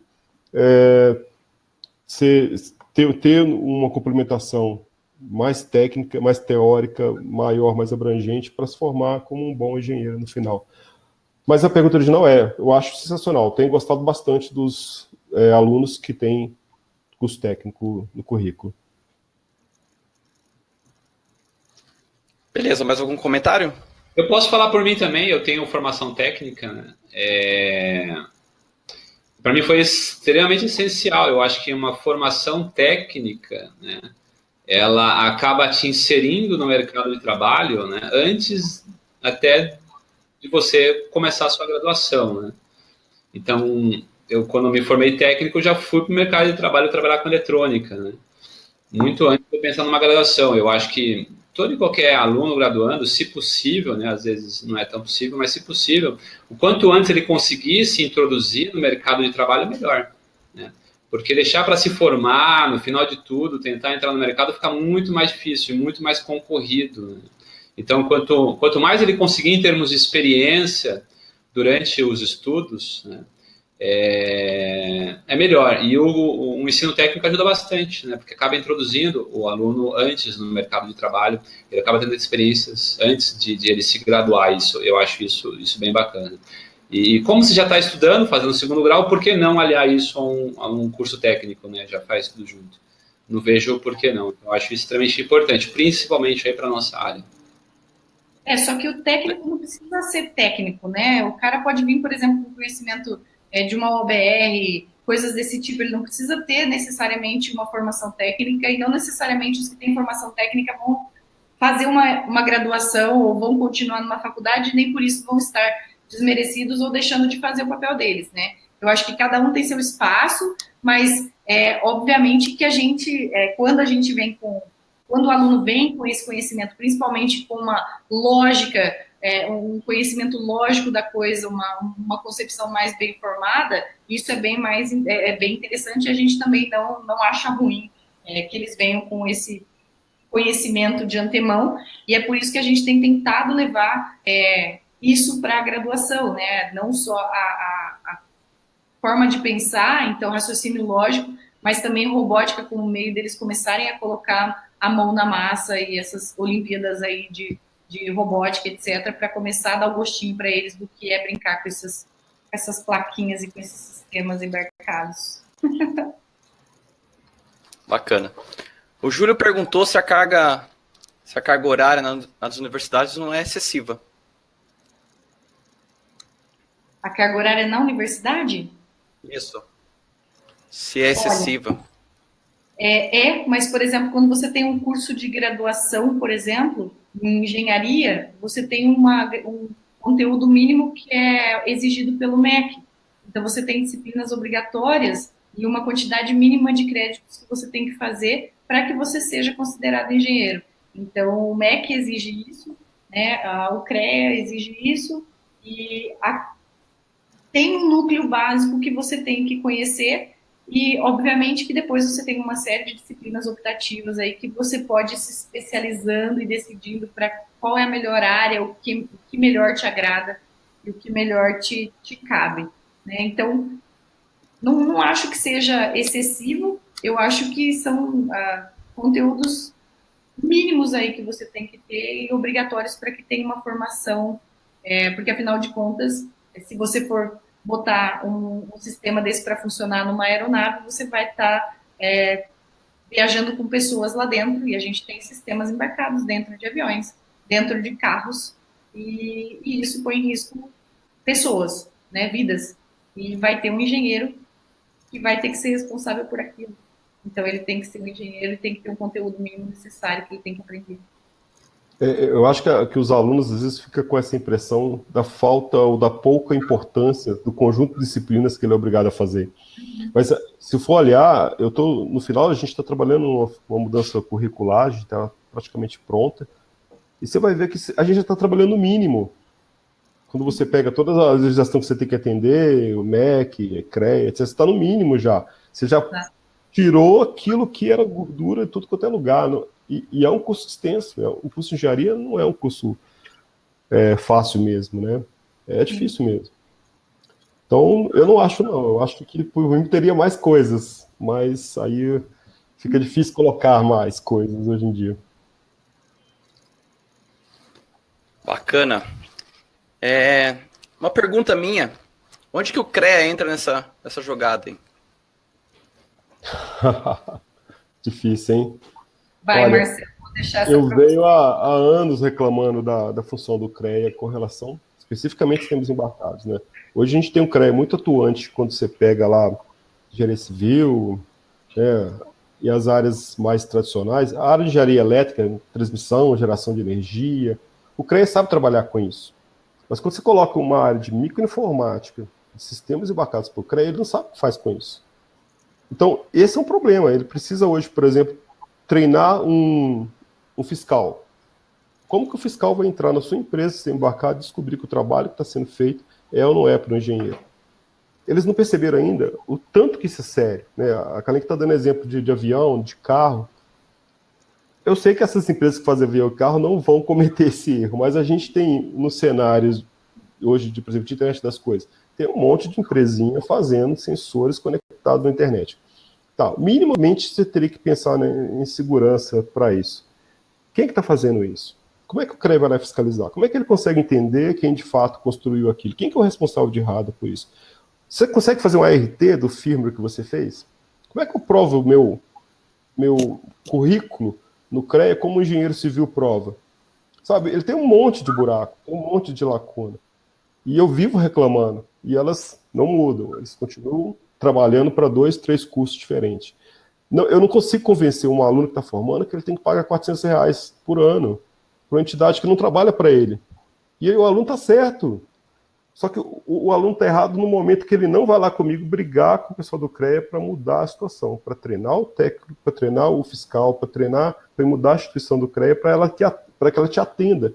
Porque você, no fundo, quer algumas coisas que o CREA está oferecendo. Por exemplo, eu quero que o CREA garanta que o trabalho que eu faço seja feito por um engenheiro, não seja feito por uma pessoa sem formação. E isso ele vai ser bom em fazer se ele tivesse treinado para fazer isso. Como ele é bom em fazer isso nas outras áreas que ele tem conhecimento consagrado. Tá? Então, esse é um assunto polêmico. E, infelizmente, a gente não está, do meu ponto de vista, resguardado adequadamente pela instituição de classe. Isso aí. Mais algum comentário sobre o CREA? Não, acho que é isso que o Marcelo falou, a gente tem que concordar, o CREA tem que definir as atribuições dos profissionais e muitas vezes anda falho e precisando de atualizações. Acho que ele, resumindo o que ele falou, é isso. Certo, Marcelo? É isso aí. Bacana. Nós temos bastante perguntas, acho que a gente não vai conseguir responder, a gente já passou aqui um pouco do horário previsto, e a gente pode deixar para responder pós o webinar, tá? E vamos agora para o sorteio da placa. Tá? Então, a gente teve uma placa aqui cedida pela Mauser. A gente vai colocar uma pergunta aqui no chat para vocês. O primeiro a responder corretamente vai receber essa placa aí, sem custo algum, para aprender sobre sistemas embarcados. Então, vamos lá? O kit será esse da Texas, tá? CC3200, uma Launchpad. E é isso aí. Então, a gente vai fazer uma pergunta aqui relacionada a esse kit, tá bom?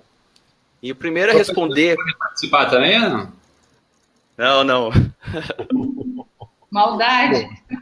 Maldade. Vamos lá.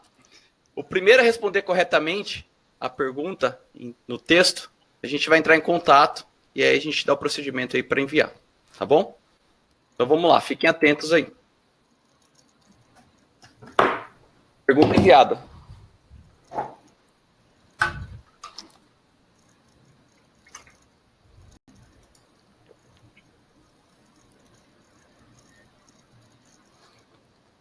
O Thiago já respondeu. Thiago me disse. QFN. Tá? Então, o Thiago, a gente vai entrar em contato com você para enviar a placa. Tá? Vocês encontram a informação sobre essa placa no site da Texas ou entrando na Mouser, procurando aí pelo link. Tá? Então é isso. Chegamos aí ao final, tá, Sérgio? Se você quiser fazer a finalização. Eu queria agradecer a presença dos professores, acho que foi bem bacana. O professor Rodrigo, que teve que se ausentar aí no finalzinho, o professor Marcelo, a professora Kalinka. Obrigado pelo tempo de vocês aí, acho que foi bem bacana. Acho que a gente poderia ficar falando horas e horas aí sobre esse assunto, né? Tem bastante coisa para falar, ficou muita questão em aberto aí. Mas acho que foi bem legal, né? Quem sabe uma versão 2 aí desse web no futuro. Com certeza. Marcelo? Agradecer o convite mais uma vez, tá? Um prazer para mim. E acho que quem está na área não desanima, estuda, diversifica aí o que você está fazendo na universidade, publica o que você está criando, que vai dar certo, você vai achar um emprego bacana e é uma área que se você gosta, você vai trabalhar feliz, assim, muito, muito legal, muito gratificante, tá? Então, obrigado mais uma vez aí pelo convite. Kalinka? Eu também queria agradecer bastante por terem me convidado para participar. Certamente a gente poderia falar um montão. E como o Marcelo disse aí, pessoal, não desanima. Força, tem bastante espaço para quem trabalha e faz de verdade. Tem muitas possibilidades. Então, força aí e vamos lá. Legal. Pessoal, só lembrando, hoje é aniversário da Kalinka, tá? Então, se vocês quiserem deixar parabéns para ela. Parabéns, Kalinka. Tudo de bom para você. Obrigado. Muito bom. Parabéns. Obrigada. E tá com a gente até agora, hein? Pois é. Tem uma festa aí atrás esperando. Tem uma festa esperando. Então é isso, pessoal. A gente agradece bastante. Lembrando que os webinars ficam gravados, tá? Então vocês podem acessar o replay de todos os webinars. O Sérgio já fez um webinar sobre Linux embarcado. O Marcelo também já participou de outros webinars, tá? Então fiquem à vontade. E a comunicação aqui foi aberta sobre esse assunto, tá? Eu acho que esse assunto a gente não vai acabar aqui. Deixo o convite para vocês entrarem em contato com embarcados ou com os convidados aí, né? Se vocês pegaram os contatos deles, para continuar conversando e tentar mudar a realidade aí da nossa área, tá? A gente precisa unir as forças aí para melhorar. Tá bom? A gente vai mandar os slides para vocês, então fiquem tranquilos. A gente tem um pós-webinar, né? Então, muito obrigado. Agradeço imensamente em nome do Embarcados a esse conteúdo que foi levado, a todos os participantes que contribuíram aí. Tá? Então, foi muito, muito legal. A gente teve bastante interação aí, a gente espera responder todos, tá? E é isso aí. Obrigado, Sérgio, Marcelo, Kalinka, Rodrigo. Muito obrigado. Obrigada, Fábio. Até mais, pessoal. Até mais. Tchau.